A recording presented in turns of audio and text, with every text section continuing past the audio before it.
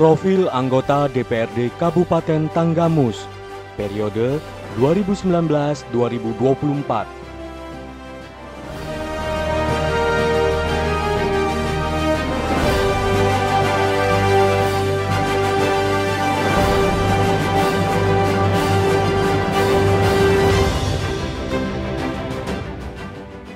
Ifla Haza, anggota DPRD Kabupaten Tanggamus, periode 2019-2024, Partai PAN, Dapil 6.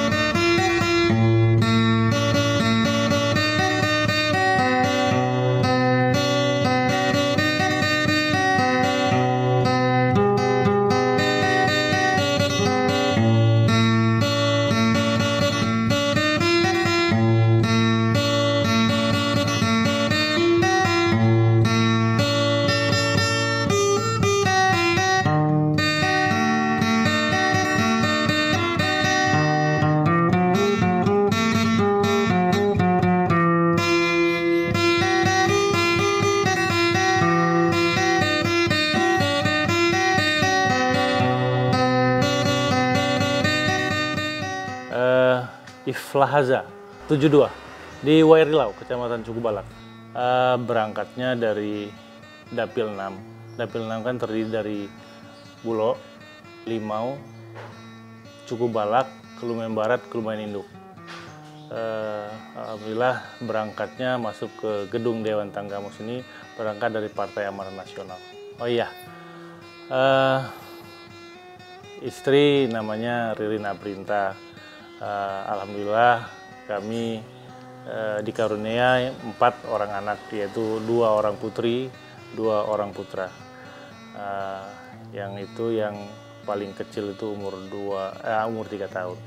Kebetulan dia PNS, PNS di provinsi. Itu di yang pertama di Unila, kebetulan dia di Fakultas FKIP. Yang kedua juga di FISIP di Unila juga. Kebetulan mereka bareng masuknya. Tahun yang sama. Itu masih PAUD. Ya, konsentrasinya kemarin sebelum kita masuk di DPRD Kabupaten Tanggamus ini, kita berniaga, yaitu dagang. Kita kebetulan juga keluarga besar kita kan ada toko. Yang khusus seperti Lampung kayak tapis yang gitu-gitu. Kemudian selain itu juga ada hubungannya pekerjaan-pekerjaan dengan pihak pemerintah atau Pemda. Itu dari zaman orang tua ya, orang tua. Jadi kita kalau ngejalannya sih setelah lulus kuliah sekitar 20 tahunan lah, 20 tahun ngejalanin itu.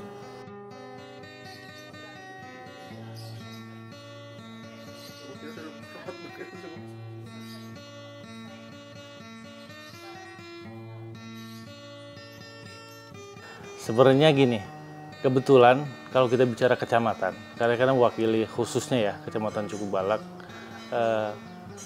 khususnya tahun 2019 terakhir kemarin itu, yang saya lihat memang agak kekurangan calon ya, kurang calon. Makanya saya bukan memberanikan diri ya, karena kemarin sebelumnya juga kan pernah mencalonkan diri. Kemudian saya pikir coba lagi aja gitu. Ternyata alhamdulillah 2019 kemarin kita bisa duduk.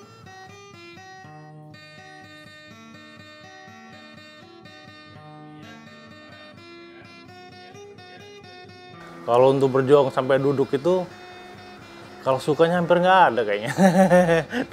Dukanya yang banyak. Tapi ya walaupun bisa kita katakan duka, artinya bukan artinya duka yang seperti apa ya. Artinya di situ kan ada sisi positif dan negatifnya. Artinya disitulah kita menempatkan diri. Yang pertama gini, disitulah kita menempatkan diri kita memposisikan diri kita berada di tengah-tengah masyarakat. Nah, disitulah kita tahu apa sih maunya masyarakat, seperti apa sih kita nanti yang mereka harapkan ketika kita duduk. Nah, di situ ada cerita ini. Saya pernah dari satu pedukuhan. Ini dalam satu pekon ini. Dalam satu pekon, dari pedukuhan satu ke pedukuhan yang lain tuh memakan waktu, jarak tempuhnya saya habiskan hampir 6 jam. 6 jam. Itu kalau kita bicara jalannya ya nggak manusiawi jalannya. Karena artinya jalannya jalan setapak, lewat gunung. Nah, artinya itulah diantaranya yang artinya yang benar-benar saya rasakan. Perjuangan bisa kalau berkesan yang benar-benar yang kerasa ya. Yang kerasa kita mau menyentuh, mau tahu masyarakat di sana dan pemilih kita. Saya pikir waduh luar biasa ini. Ya, jadi artinya kalau kita bicara suka duka ya kebanyakan dukanya, tapi happy aja sih sebenarnya.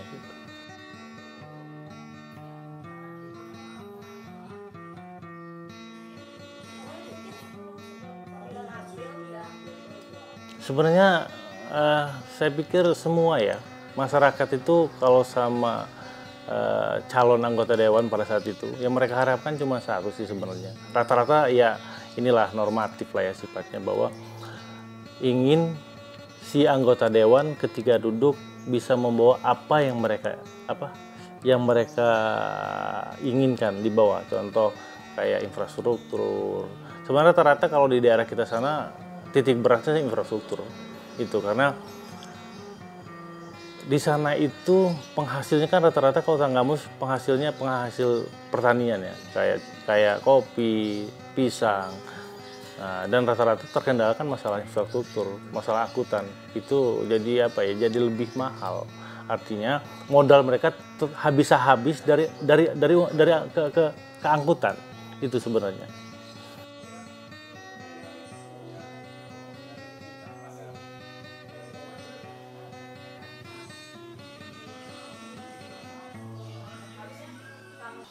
Ya, jadi memang setelah kita duduk di dalam itu kan ya artinya kita nggak bisa bawa keinginan masyarakat itu bisa kita akomodir secara keseluruhan, karena di sini kan sifatnya kolektif dan kolegial.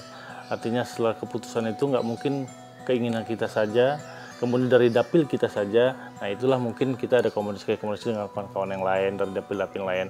Artinya tetap kita untuk sekarang ini ya, kami duduk yang di periode ini, kita sepakat bahwa ada prioritas dari setiap pekon, dari setiap dapil itu ada prioritas. Jadi nggak semua yang hal-hal yang kecil. Contoh gini, sekarang ini kan ada dana desa nih, ada dana desa, kita koordinasi nih dengan kepala pekon bahwa yang mana yang harus disentuh oleh dana pekon, mana yang harus disentuh oleh APBD. Itu ada koordinasi kita sekarang.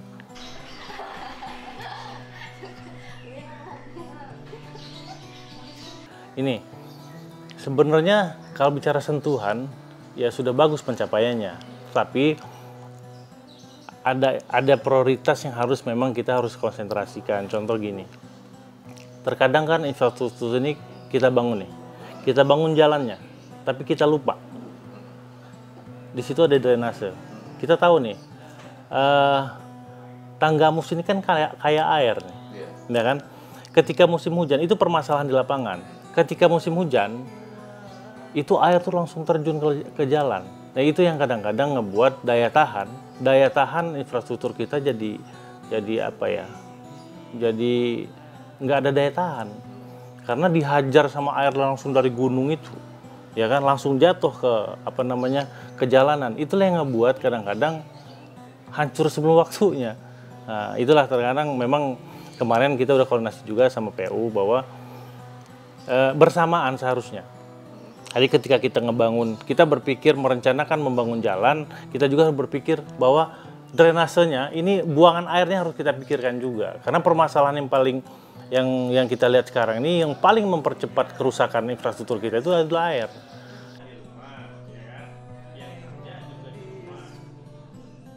Nah, sebenarnya bukan apa yang didapat ya, tetapi yang lebih tepatnya sepertinya kita bisa lebih berbanyak berbuat ya sebenarnya. Jadi ketika kita ada permasalahan di bawah, kita tampung, kita bahas di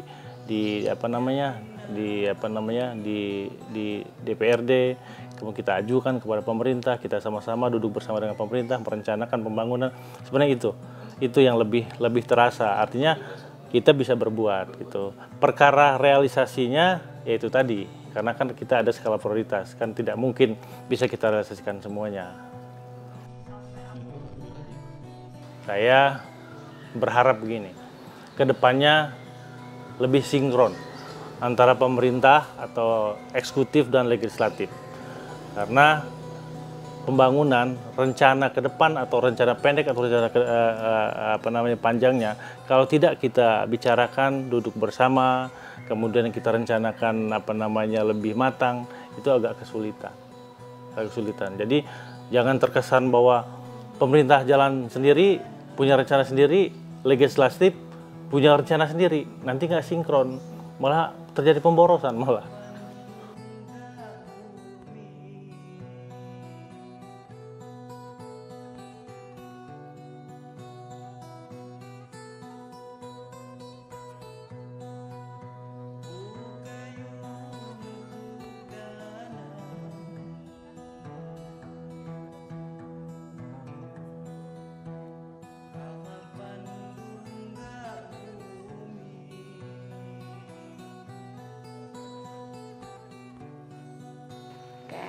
Jadi kita tuh 4 bersaudara, 2 cewek, 2 cowok.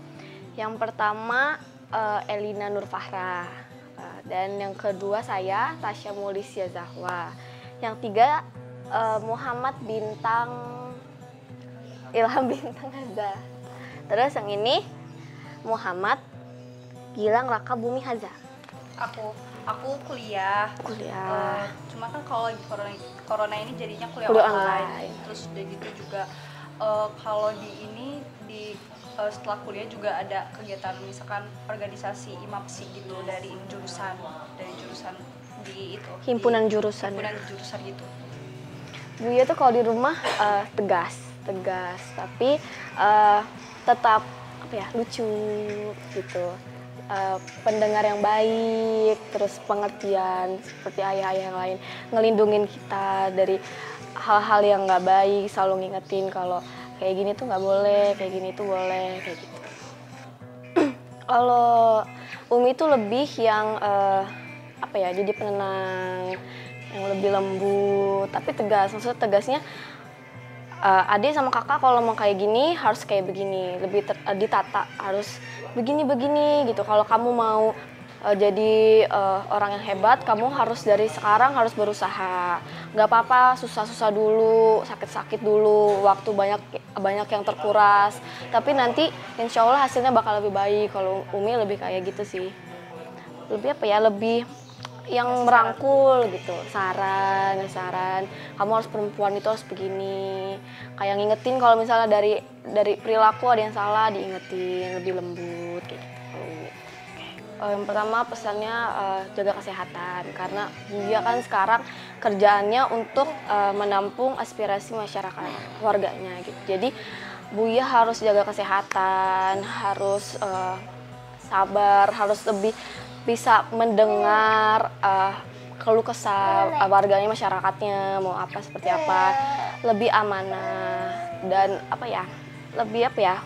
lebih harus bisa memilih yang mana yang baik, yang mana yang enggak. Karena kan kalau udah jadi dewan itu banyak banget begitu kita udah jadi dewan itu banyak banget rintangannya gitu. Jadi banyak orang yang nggak baik ya, jadi harus pintar-pintar memilih pergaulan pertemanan juga.